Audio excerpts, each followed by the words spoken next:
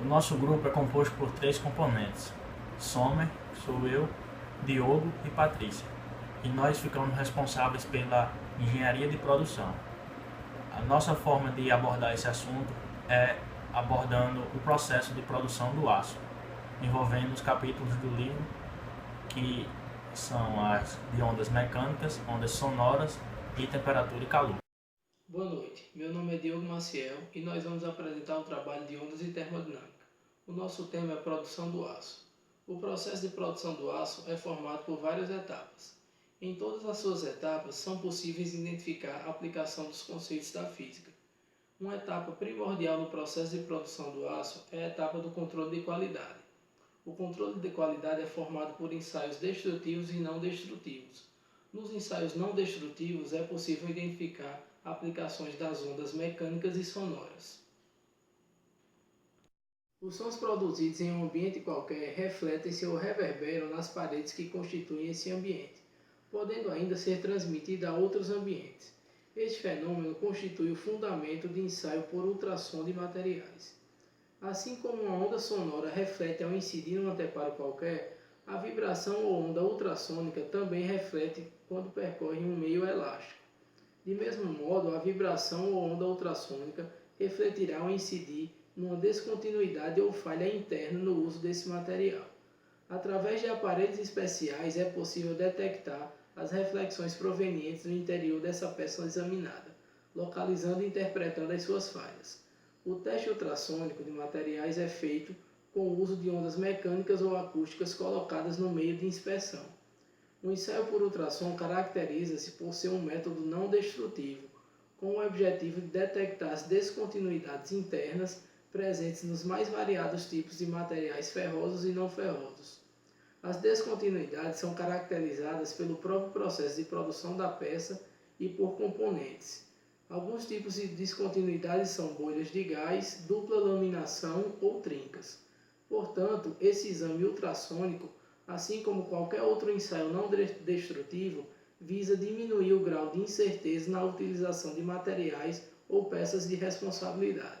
O ensaio por ultrassom constitui uma ferramenta indispensável para a garantia de qualidade de peças de grandes espessuras, com geometria complexa de juntas soldadas e chapas.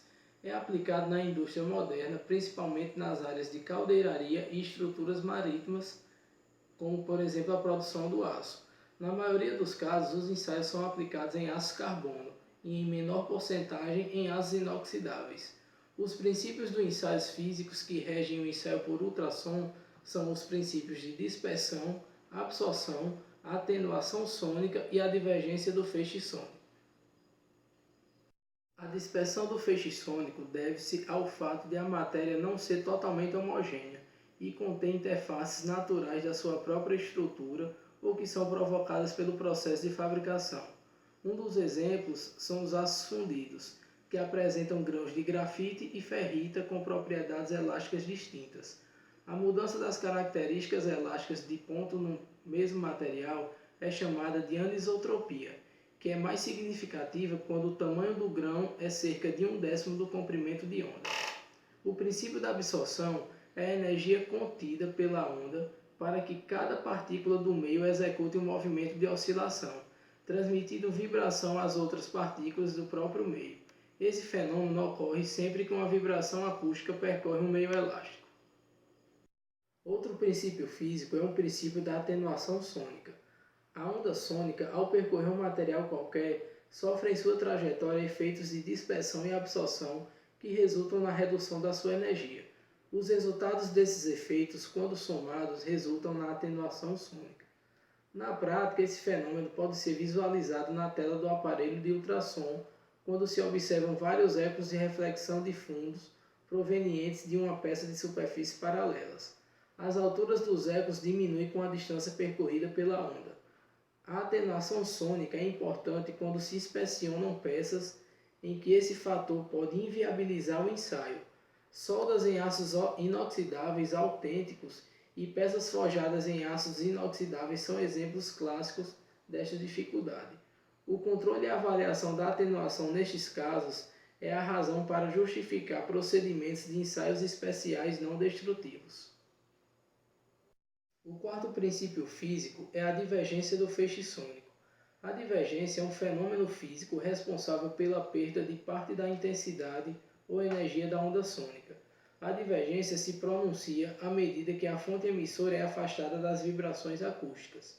Tal fenômeno pode ser observado ao detectar um defeito pequeno com o feixe ultrassônico central do transdutor. Nesta condição, a amplitude do eco na tela do aparelho é máxima. No entanto, quando o transdutor é afastado lateralmente ao defeito, a amplitude diminui, indicando uma queda na sensibilidade de detecção do mesmo defeito. A diferença de sensibilidade ou altura do eco de reflexo entre a detecção do defeito com o feixe ultrassônico central é considerável. Abordaremos a dilatação linear, que é um processo da expansão térmica, e como esse processo de dilatação contribui para a indústria de produção do aço. Primeiramente, temos que entender que se uma barra tem comprimento L0 a uma dada temperatura T0, quando a temperatura variar para ΔT, o comprimento varia para ΔL. Ou seja, ΔL é diretamente proporcional a ΔT. Sendo assim, podemos dizer que a variação de comprimento que o sólido sofre ao ser aquecido é proporcional à variação de temperatura fornecida para esse mesmo sólido. Podemos expressar essas relações mediante a seguinte equação. Variação de comprimento é igual ao coeficiente de dilatação linear vezes o comprimento inicial vezes a variação de temperatura. Lembrando que o coeficiente de dilatação linear do aço é igual a 1,2 vezes 10 a menos 5 graus Celsius a menos 1. A dilatação linear atua no processo de conformação mecânica, onde ocorre a laminação do aço. Os lingotes, que são barras de aço semi-acabadas, são colocados na fornalha para um reaquecimento por 2 horas a uma temperatura de 1095 graus Celsius. Depois disso, os lingotes são postos no achatadouro, onde rolos poderosos os comprimem. Essa operação dá aos lingotes forma e o tamanho desejados, e esses cilindros comprimem os lingotes a espessuras que variam de 12 cm a 14 mm, enquanto outros são produzidos de 15 cm a 19 mm. Quando as barras chegam às dimensões desejadas, elas são resfriadas, sofrendo o processo de contração. Podemos entender então que, quanto maior for a quantidade de calor fornecida para um determinado material, maior será a sua dilatação, pois com o aquecimento as moléculas passam a se agitar com maior velocidade, o que faz com que o material se expanda, aumentando assim o seu tamanho. Na produção do aço é necessária a medição da temperatura do material para se trabalhar das melhores formas possíveis, melhorando a eficiência do processo de produção, evitando gastos excedentes e otimizando lucros. Após a extração do ferro na natureza, só é possível obter o aço através do processo em elevadas temperaturas, onde se aproveita da propriedade de maleabilidade dos metais para transportá-lo e moldá-lo para ser armazenado da melhor forma possível. Temperaturas extremas são atingidas nessas etapas de produção. Logo, são necessárias ferramentas apropriadas para medir essas temperaturas, que passam facilmente dos 1000 graus. Diferentes escalas podem ser utilizadas para medir essas temperaturas. As mais trabalhadas são a Celsius e Fahrenheit. Vários são os dispositivos para medição de temperatura. O mais comum utiliza-se da expansão de um líquido em um bulbo, onde a escala fixa mostra a temperatura do material medido. A lâmina bimetálica é outro tipo de material para medir temperatura. Se fixa uma lâmina em espiral e ao aumentar a temperatura o metal se dilata, se curvando, e em sua outra ponta existe um ponteiro e uma escala de medida. O movimento desse ponteiro mostra a temperatura em que o material se encontra. O termômetro de resistência mede a resistência elétrica de um fio. sendo um dos termômetros mais precisos. Para medir a temperatura do ferro líquido na etapa de produção do aço, é possível utilizar um pirômetro de radiação. Ele mede a energia radiada por um objeto. Na prática, a energia radiada é proporcional à emissividade a uma certa temperatura e comprimento de onda, de forma que para obter um valor preciso e coerente de temperatura para uma superfície, o operador precisa conhecer a emissividade do material que ele está medindo.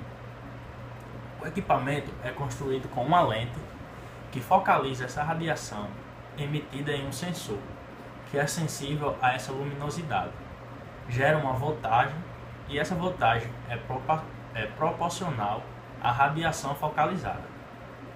É feita assim uma espécie de comparação do comprimento da onda conhecida com a medição, e assim é possível reconhecer a temperatura em que o material se encontra.